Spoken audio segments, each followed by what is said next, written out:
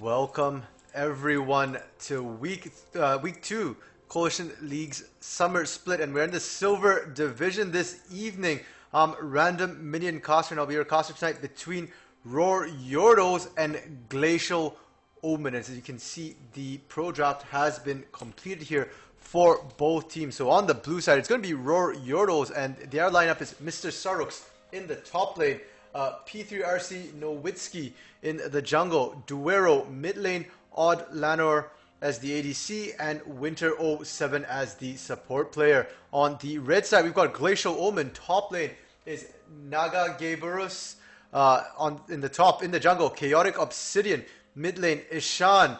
ADC for today, it looks like it's going to be King Tyrus, and support going to be Willow Haven. So on the side of Rawr Yordlez, it's the same team we saw last week, and there have been a couple of changes here for the side of Glacial Omen. Their top laner for last week, King Tyrus, going down to the ADC position, and they've got a new top laner here, Naga Boros, and their top lane position. Now, looking at the bans here, Yordle's going to ban out the Vladimir, Ilawi, Nautilus, Mordecai, and Urgot. So a lot of attention being paid to that top lane there. 4 out of 5 bans aimed at Naga Gaburus. I'm just going to shorten that to Naga probably. It's a bit of a mouthful. Glacial Omen bans coming through going to be Caitlyn, Oriana, Leona, Trundle, Zac. So a lot more spread out bans here on the side of Glacial Omen.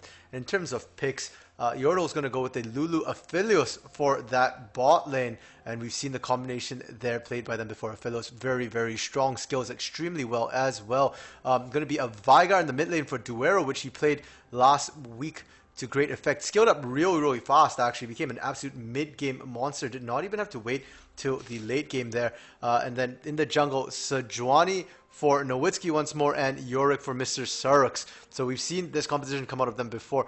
Very strong sort of team fight, 4-1 split push with the Yorick and the rest of the team fights. And with the Sejuani, they've got really strong initiation and disengage. On the side of Glacial Omen, they've got a Misfortune Thresh bot lane with a Galio in the mid lane, Jarvan in the jungle, Irelia in the top lane. And the core of this composition on the side of Glacial Omen is going to be that Galio Jarvan. We saw this last week as well from Ishan and Chaotic Obsidian. I believe it was game 2 that they played against Pendulum Gaming here, which they won. And it's a really strong composition which will allow them to split push and respond to any team fights breaking out. The Galio Ultimate combined with the Misfortune Bullet Time is absolutely devastating here and can easily win them fights. So definitely both teams are going to be looking for that team fight, and both teams are very well equipped to handle that. So I think a lot of this game will come down to execution, exactly how they play the team fights, what skill shots they can land. But Yordles will be more than happy to let themselves scale into the late game with an Aphelios, with a Veigar. So really going to be on Glacial Omen here to win the game before it gets too late. 40-50 minute game will definitely not be to their favor at all. And with that, the teams have loaded here onto the Rift. I don't really think we will see any level 1 shenanigans, but if we do, I am expecting to see it come out of the side of Glacial Omen. They do have the Thresh here, so they've got a hook champion for themselves early, whereas when you look at the side of Yordles here, they really don't have a lot of options for that level 1. You don't want to take the Baby Cage, the Event Horizon there for Veigar at level 1. It makes the laning extremely difficult.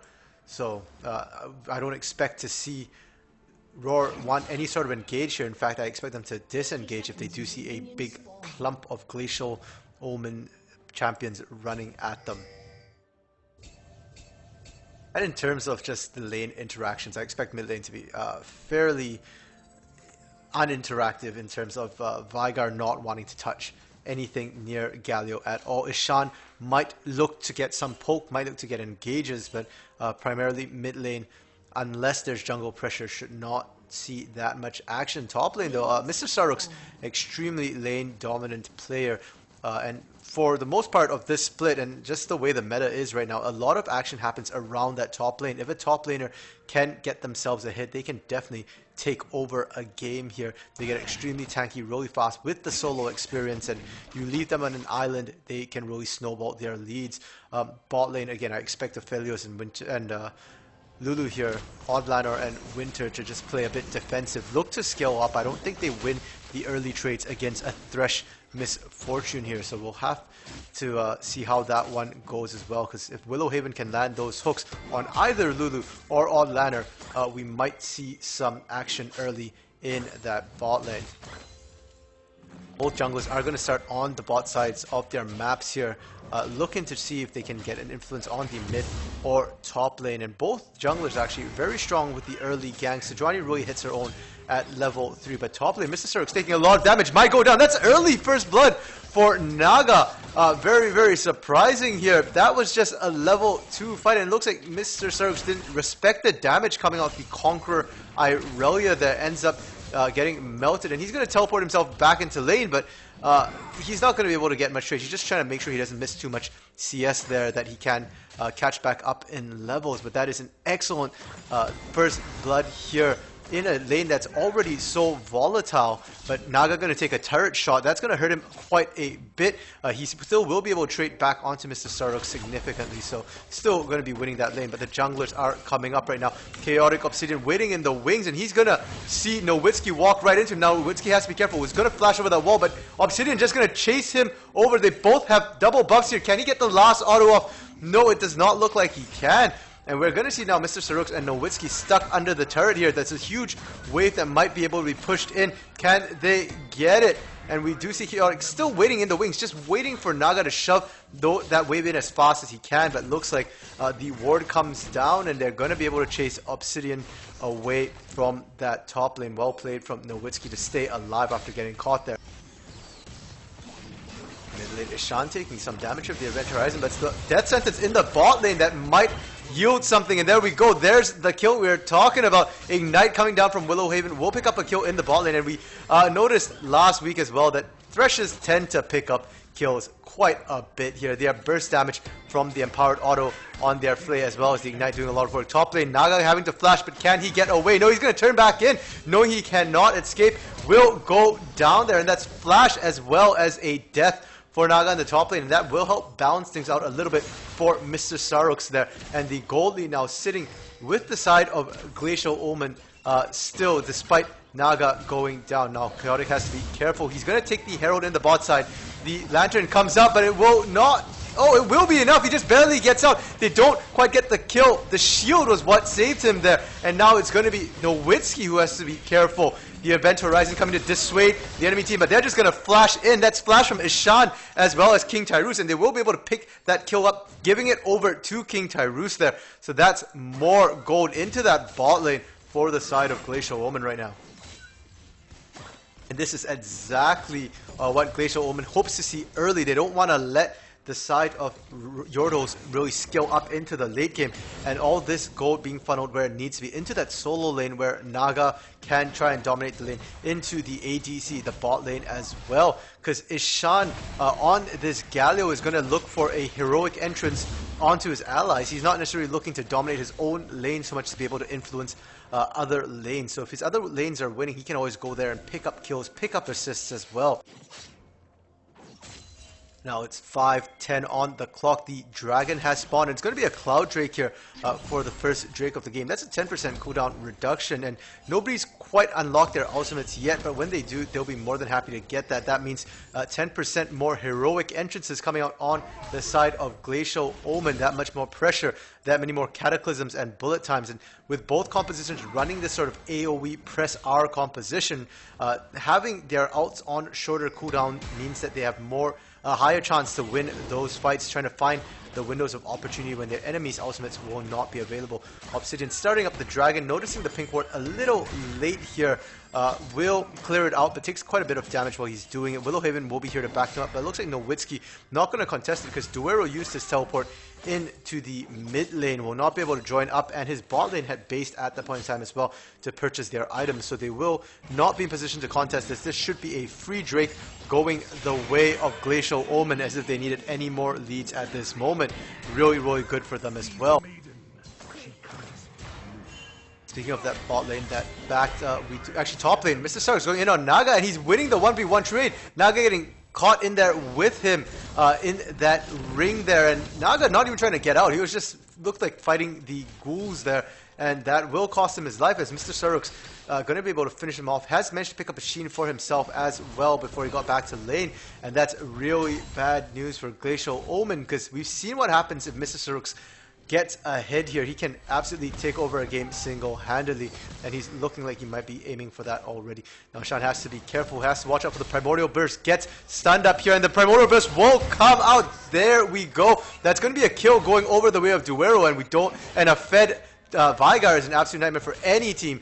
Last time Duero played this Veigar, he also did skill up really, really quickly, and if we might see it happen again this game, as he managed to pick up a solo kill there in the mid lane.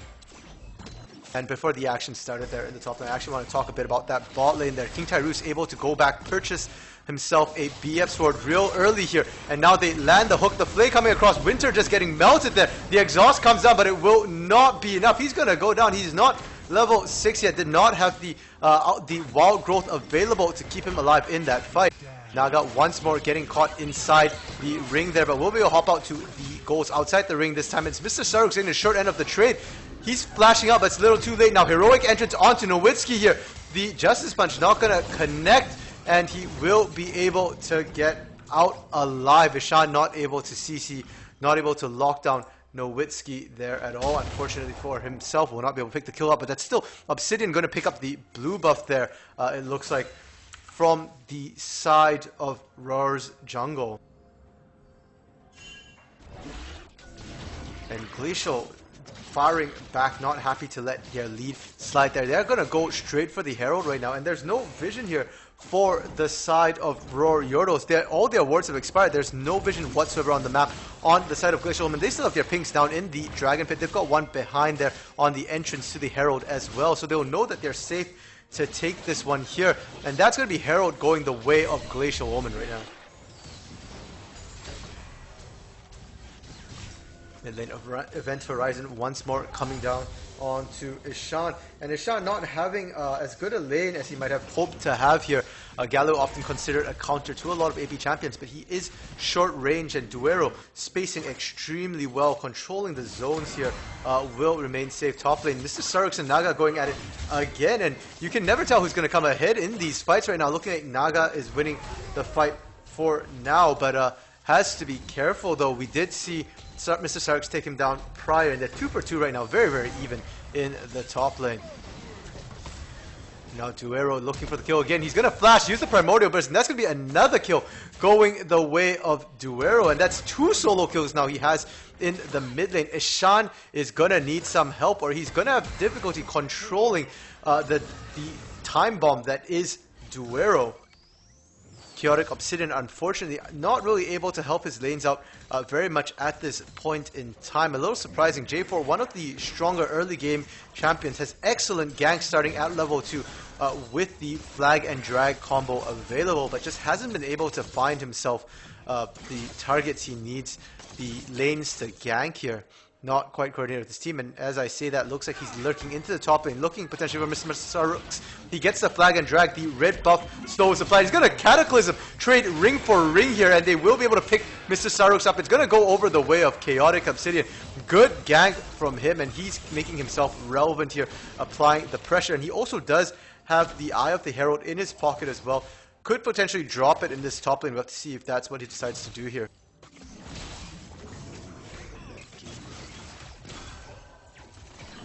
And it looks like indeed they are going to summon Shelly to the top, get as many plates as they can quickly. There's already 1 plate down here Shelly's going to take down another 2.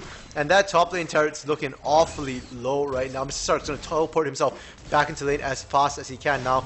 Looking mid lane quickly. Ashan getting the taunt down onto Duero, but the trade is still not good for him. They trade about even, and that's with Ashan landing most of his damage and skills onto Duero there. Duero having the level lead, the item lead as well, has the revolver build, the Lost Chapter as well, compared to just the revolver from Ashan. Now Ashan going in, but he has to be careful. He's already extremely low. The taunt comes in, but he will just back off here because Duero could just burst him down with Primordial Burst. Does not have the flash this time, so will not be able to chase him down.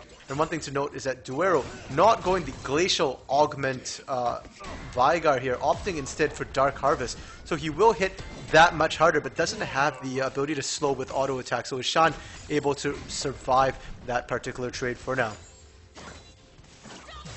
Naga getting back to lane, has built himself the Blade of the Ruin King. First completed item here, gonna be able to do work and completely just melt Mrs. Sarok's there. Mrs. Sarok's not having a good time. The influence of Chaotic Obsidian making the issue even worse right now. He was already behind previously, but is even further behind now, and it doesn't look like he is able to purchase himself a full Trinity Force either, so will definitely be behind Naga for the next little while in that top lane. His teleport is also down from the last time he got ganked. He used it to get back to lane immediately, so will not have it available to get either to his lane or to the dragon, the Ocean Drake, which has spawned here. And both teams are sort of hovering around that. Naga going to take the first turret for his team, and that's going to be first tower going the way of Glacial Omen right now. And they're starting to amass themselves a sizable lead at about 3k gold at 12.5 minutes for themselves. The shining light for all of this, though, on the side of Rawr Yordlez is going to be Duero. He already has completed his Hextech GLP item, so he will have to slow, will have a bit more damage as well, and this means he might be able to pick out Ashan. Will help also a lot in trying to find, in applying CC and zoning in these team fights. So we have to see what happens once team fights really break out here for now. And Chaotic Obsidian patiently waiting in the wings here, hidden into the bush. He knows that there's no wards right now, so Winter and Outlander will have to be careful. And behind them is Ishan also lurking there. Nowitzki coming in will run right into Ishan, but Ishan has a 2-level lead. He's going to back out because Duero is going to be in the area as well, taking the Blast Cone here. And now the Justice Punch puts Ishan right in the middle of all of it. Duero is going to have to be careful, but it's going to be Winter going down first. His Wild Growth not enough to save him there. And Duero following shortly after. Nowitzki is not tanky enough at this point in time. Does not have the full Cinderhulk built either. Will go down now the route onto Naga, but Naga's tanky enough. He will be able to survive. Instead, it's Outlander who should be careful of a 4-man dive. And now Omen gonna go pick themselves up their spoils of war here on that Ocean Drake. They're going to leave Mr. Saruk's unattended because Naga used the teleport to get down there. So Mr. Saruk's able to equalize the turret score here 1-for-1. But that's 2 dragons going the way of Glacial Omen, Cloud Drake, and Ocean Drake for themselves. So regeneration and ultimate cooldown reduction. Both bad news for any solo laners here. And Duero getting caught here. Beautiful Justice Punch into the death sentence. And that's going to be Duero going down right there. Did not have the Primordial Burst available this time. Did use it in the previous fight and did not manage to catch anybody. So it's Duero going down twice in about as many minutes here.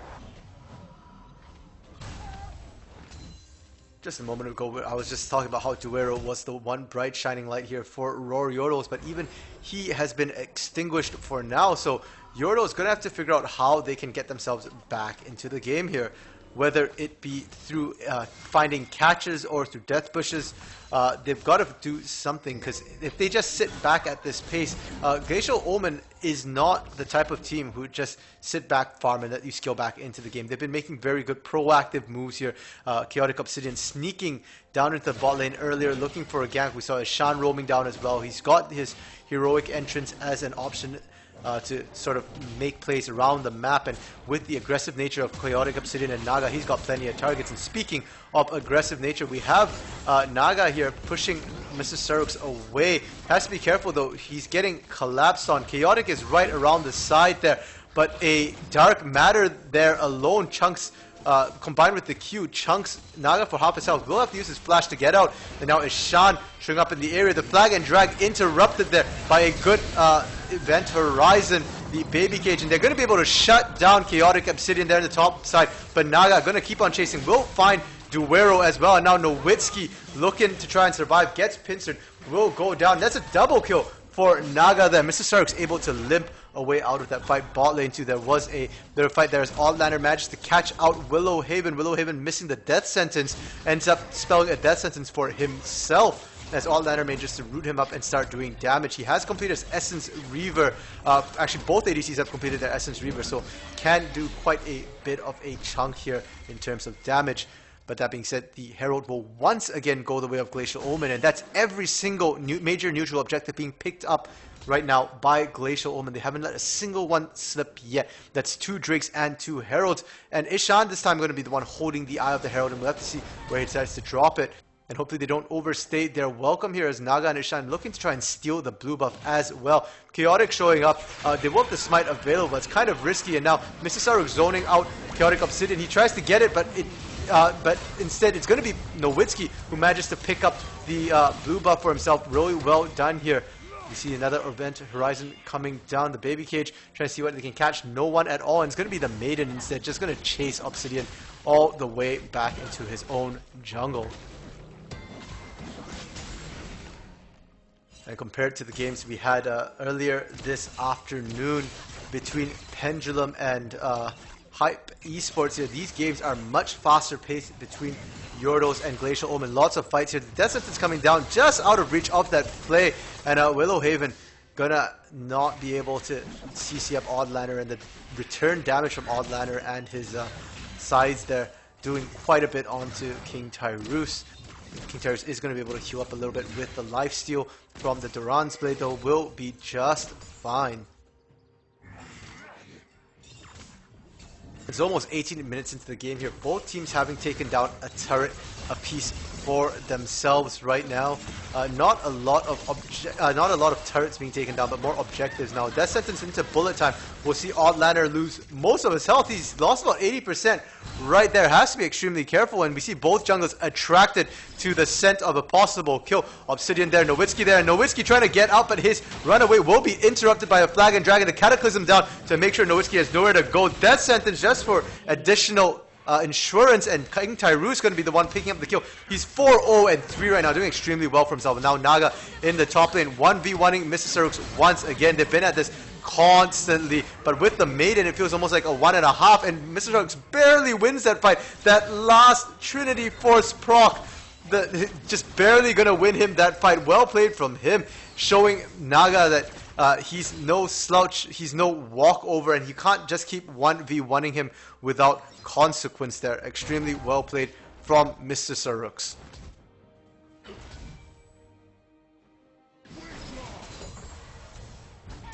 Mid-lane, we've yet to see a heroic entrance being used here by Ishan to really get into the midst of the fight effectively. We saw one top lane, but it was of limited effectiveness. Instead, they're going to drop the Herald into the mid lane, going to take that mid lane turret easily. There's already damage down there. Just need a couple more autos, but Ishan's putting himself in harm's way to do it. Almost goes down. The Primordial Burst is not enough, and he does survive, burning the Flash. And the rest of his team is going to pick up the Mountain Drake as well while all that's going on. So that's their third Drake. They're at Soul Point. Top lane though, Mr. Saruk's able to trade his life for the inner top lane turret, and that's probably worth. There's no major objectives on the map for the next 20 seconds. It's going to be burned in 20 seconds, but at this point in the game, it's really early for either team to try and sneak that with just a one-man advantage. So Mr. Saruk's trading his life for money. And the gold lead here has been fairly static at about 4,000 gold for the last little while here, which is good for the side of Rawr Yordlez, giving them time to skill back in, trivializing the gold lead, because 4k gold gap at 20 minutes is a lot less intimidating than it was at 15 minutes here. And we have yet to see a full 5v5 team fight either from both teams. Both compositions have a very explosive full fives team fight, and very much looking forward to seeing that happen. We've just been seeing a lot of skirmishes thus far bot lane. Willowhaven and King Tyrus just dominating their lane very, very aggressively here. And now looking for yet another death sentence. Does not manage to connect this one. Duero will remain safe for now.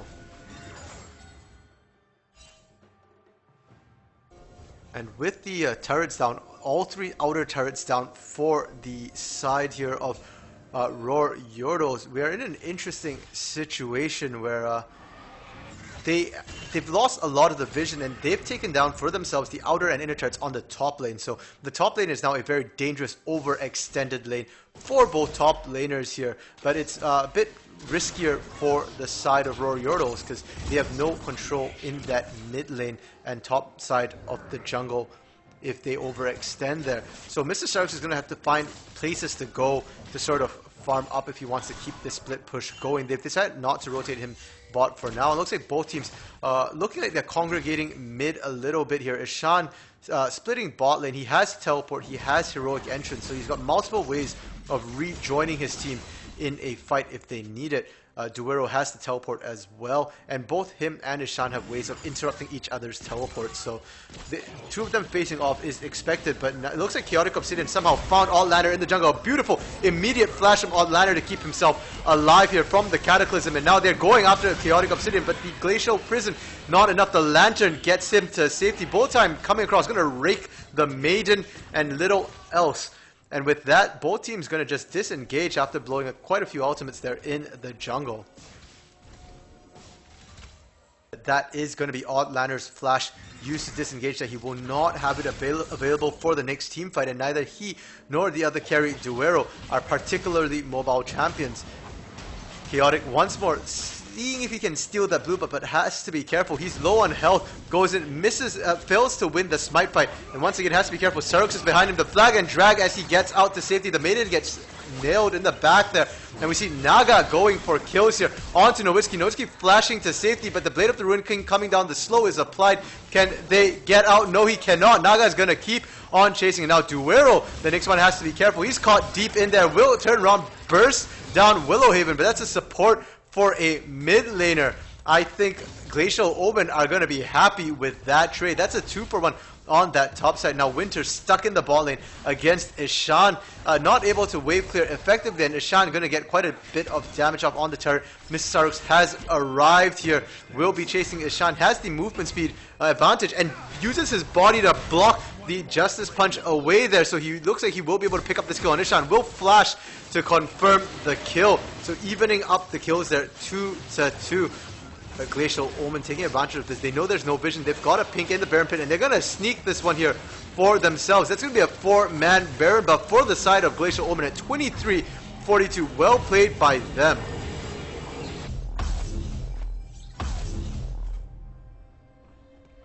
And here in the Silver Division, Barons have proven to be a bit of a double-edged sword here. It's great for the teams that get them in that they now have a very, very strong buff, and it's very hard to sort of stop them from pushing it with the buff. But on the flip side, we've seen Silver teams stall out with the Baron buff, not getting all the turrets here that they could potentially get. And on top of that, we've also seen some of these teams engage a little recklessly with that buff and end up throwing their lead. So we'll have to see if Glacial Omen will fall prey to that. For now, it looks like they've set their eyes on the Mountain Soul for themselves. They want to continue their chokehold, their dominance of neutral objectives here.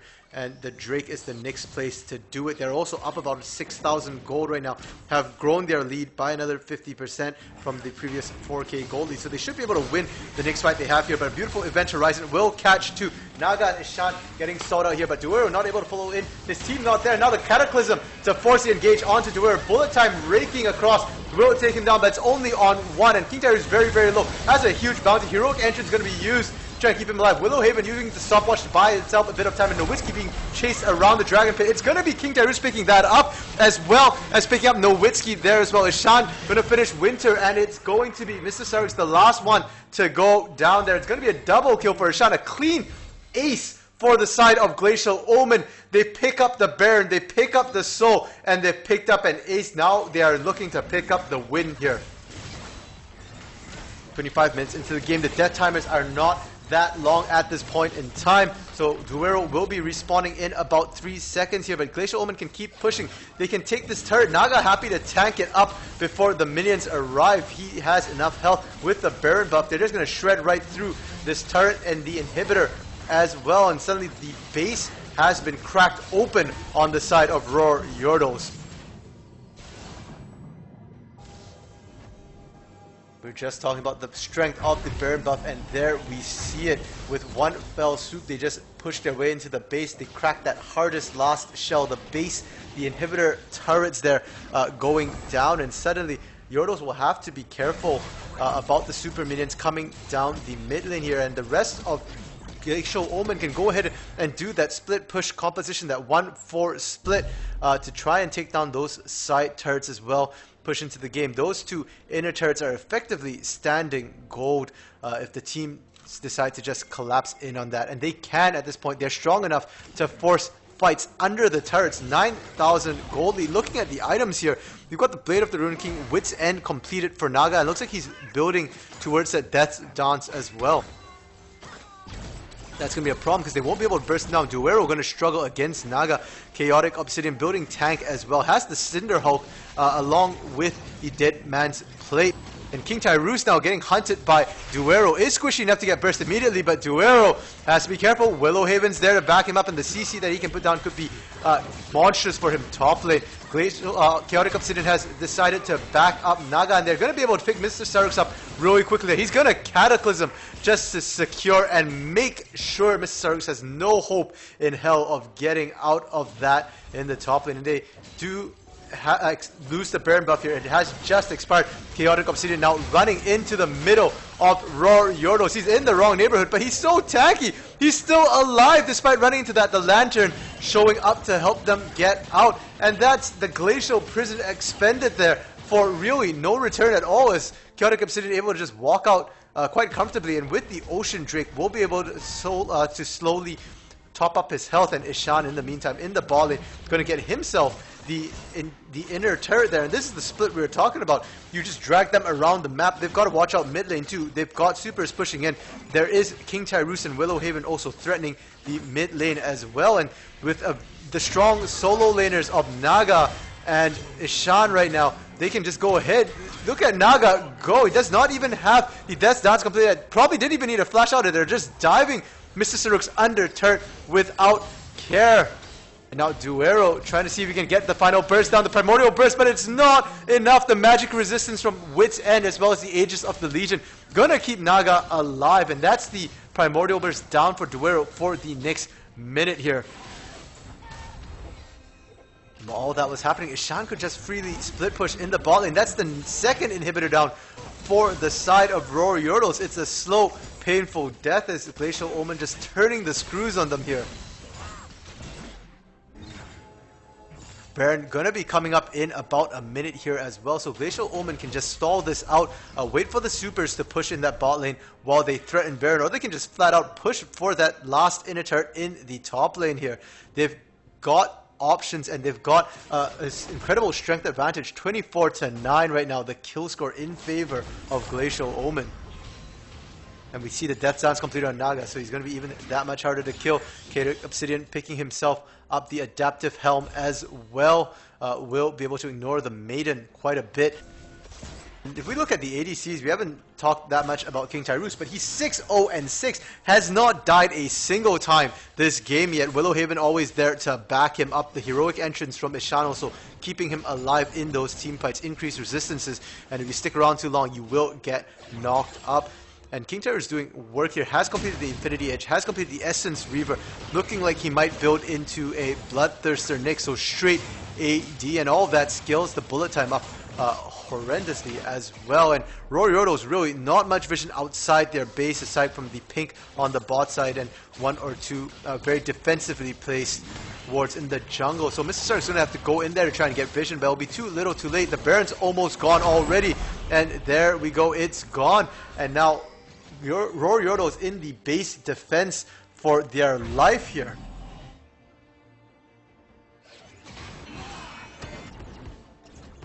Ishan once more just split pushing that bot lane with his Galio. He really didn't have to go anywhere else. His team has been winning so hard even without him using the heroic entrance to back them up here.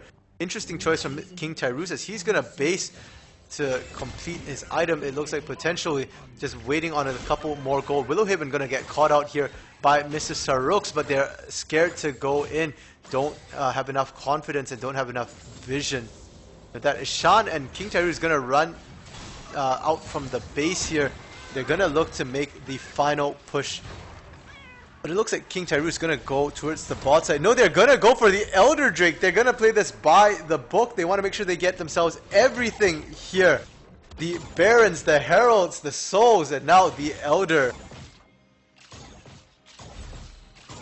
They do have to watch out for the time left on their Baron buff though. If they take too long, they might lose the Baron buff before they can actually use it to push effectively.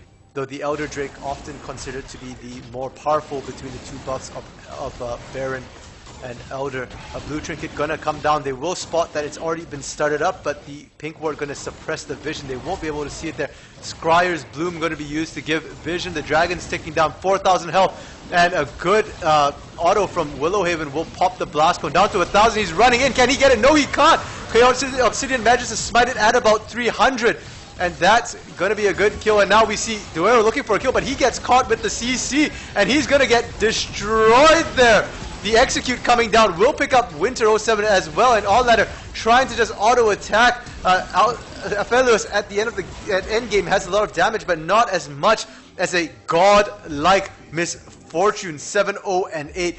The Bloodthirster completed there now for King Tyrus, and that looks like it's going to be game as Glacial Omen push in 5 strong against Mr. Sarooks and Nowitzki, who are desperately looking to see if they can find mount any sort of defense here. Nowitzki and Mr. Sarooks just going to give up their lives under the Nexus turret there. They had no chance to try and even stop them, and I think no will either at this point. And the double Nexus explosion from the side of Rawr Yordlez. At least their coordination and mechanics are still there. Final game score here, 29-9. Glacial Omen playing extremely well right out from the gate, just hammering it home against Rawr Yordlez here. You look at the scorelines there, amazing. 11-3 and 6 for Naga, 3-1 and 18 for Chaotic Obsidian. That's a tank Jarvan, so he's picked up a ton of assists for himself. Highest KP at 21 there. Mid lane Ishan going 6-3 and 9, and King Tyrus, as we said, godlike here, 7-0 and 10 for himself. Willowhaven 2-2 and 14. They played extremely well. And we take a quick look at the flip side of things. Rawr Yordlez, Mr. Sarooks had a really rough game, going 4-9 and 1, constantly having to face that 1v1 matchup. And Chaotic Obsidian more than happy to make sure it's not just a 1v1, popping in 2v1 repeatedly as well. And Nowitzki struggling to find anywhere to gank. Ends the game 1-7 and 0. The lowest kill participation tied with Oddlander there as ADC. Oddlander as well, unable to find his way into the team fights. Did play positionally very, very well though. Kept up in CS. So the carries here of Duero and Oddlander for the side of Rawr Yordlez still doing decently for themselves. They just need to get the chance to scale into the late game. And so going into game 2 here, I don't think it was so much a pick ban issue with the side of Rawr Yordlez. I really do like their picks and bans. I think it's more just an execution issue, making sure they don't fall behind. Maybe throw a gank the way of Mr. Sarooks a bit earlier to make sure that he doesn't struggle to stay relevant here. So yeah, definitely not over by any means. And yeah, we've seen bigger comebacks. So with that, we are going to head into a short intermission break while we prepare for game 2 here. See you guys all in a couple minutes.